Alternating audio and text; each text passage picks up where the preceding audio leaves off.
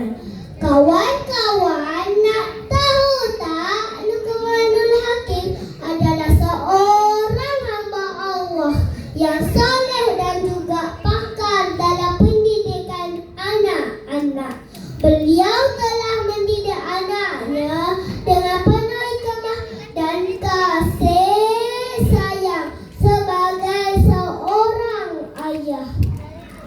Kawan-kawan, kebijaksanaan Luqmanul Hakim mendidik anaknya direkam di dalam Al-Quran. Ilmu akidah jadi pegangan syariat dan ibadah.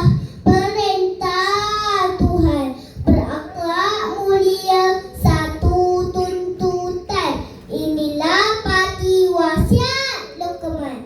Luqman mendidik anaknya dengan ilmu dan kasih sayang.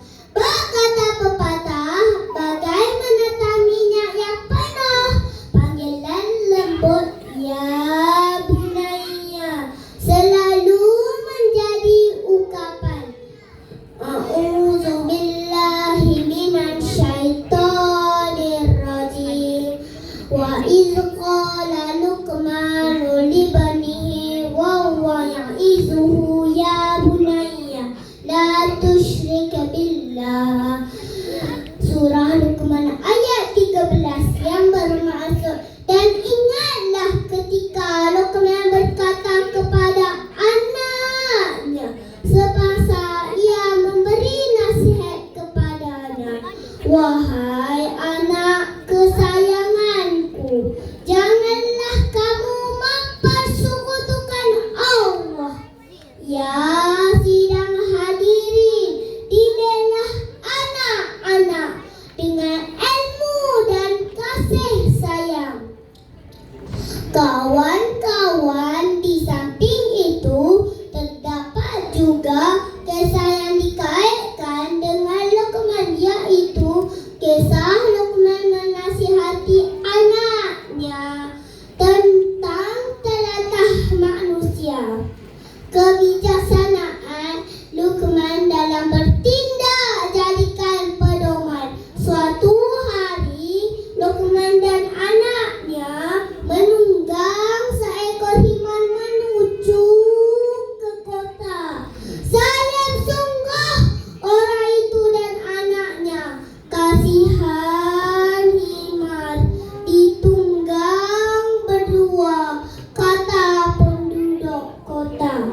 Luqman kemudian turun dan membiarkan anaknya menaiki himar. Terutama si anak duduk menunggang himar dan membiarkan ayahnya berjalan kaki. Kata yang lain pula. Lantas Luqman membiarkan orang berkata-kata sambil meneruskan perjalanan. Sampai di tengah kota kepada anaknya, Luqman pun berkata, kata-kata manusia jangan dihiraukan, kecaman dan umpatan resam dunia. Jika diturunkan tiada kesudahan. Pesan Luqman agar membanyakkan bersabar dengan ujian.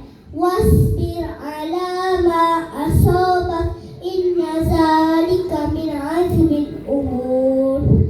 Dan bersabarlah di atas apa yang menimpamu. Sesungguhnya itu adalah seberat-berat urusan.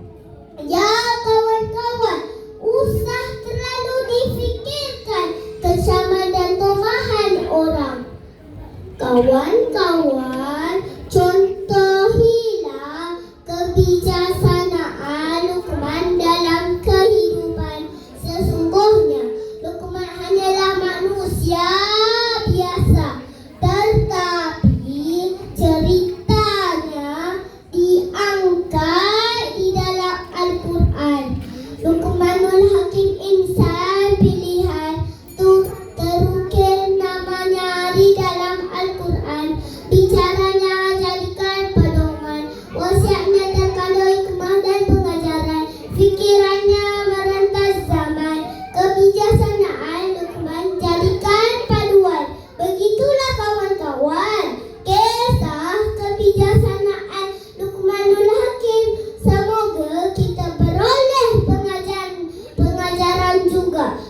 demikian, wabillahi taufiq wal hidayah.